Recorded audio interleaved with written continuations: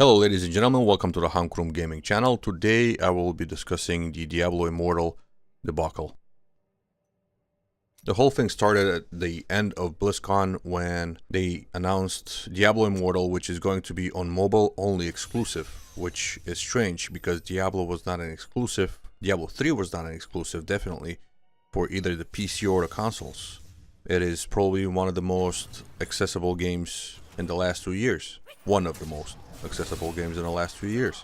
You can play it on PC, you can play it on any console, including the Switch now. So I don't know why they would make it an exclusive.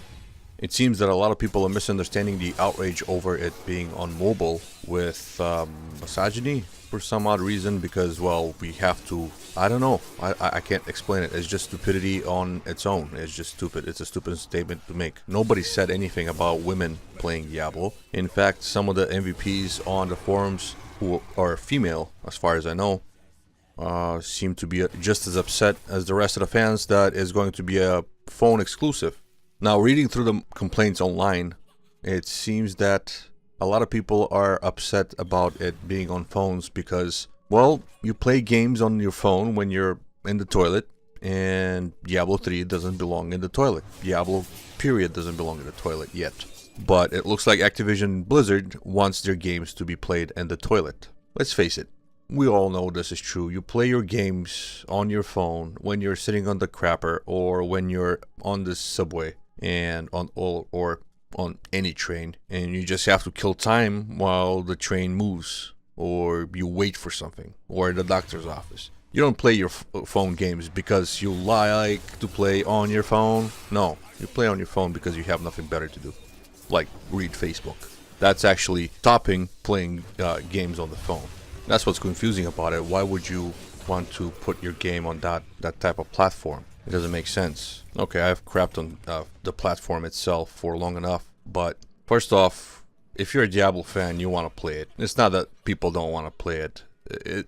People want to experience the story, find out what happened to our favorite characters, but oh boy, and it's a big but, none of us like or want to play games on their phone. Well, at least not these types of games. In fact, most of us seem to want to play them less than we want to play Diablo Immortal. So, in other words, we don't want to play the game on our phone more than we want to play Diablo Immortal. So that's basically it. People have made a choice. People have made the choice that they don't want to play cell phone games because of what they represent, and they represent cash grab garbage, microtransactions every minute, ads that just keep interrupting the experience, the game built around the ads and the microtransactions being tedious and boring and not even better than Facebook or Snapchat or Instagram or any other social media out there. Most people just prefer to do that instead of play the video game. And Blizzard decided to wall off 20 years of lore behind A tech wall, and B, a personal decision for smart financial and mental health. In other words, to play Diablo Immortal, we have to, 1, make sure we have the tech, i.e. spend or have spent money on a phone, and 2, abandon a personal moral choice we have made, destroy our own character integrity, and also that we can get the story that should have been told in Diablo 3. You wouldn't call a battered girlfriend a crybaby because she's anguishing over the choice she has to make, leave her boyfriend. No, you would be understanding. But you guys, the media, the gaming media, who are supposed to be reporting on games, you're not reporting on games, you're just attacking the fans who are upset and anguishing over a choice that they have to make. And that is not play Diablo Immortal. Because they have to make it for their own morals to survive. And you call us entitled? We put up with the auction house. Alright? We put up with it. Till it just turned into a gear scheme. Everybody was buying gold and buying gear. Buying gold, buying gear. That's it. Blizzard, Activision, the owners of Activision, promised us they wouldn't change Blizzard. Well, after the last 3 years, it's obvious they have. And it's obvious that Blizzard is not the same company that made Diablo in the first place. And it's not the same company that made StarCraft, and it's not the same company that made World of Warcraft or Warcraft. No, it's not. It is done. It is a husk. It is the next BioWare. Had a few great games, got bought out, and now it's just garbage. And the gaming media already making articles calling us names because we're complaining about what the game is. Really? That's the route you want to go down? It's like they forgot why Gamergate existed in the first place. It wasn't because of Zoe Quinn. It was because of the writers and journalists that got bought out, that exchanged favors for favors, that sold their integrity. And now the same people are complaining about gamers.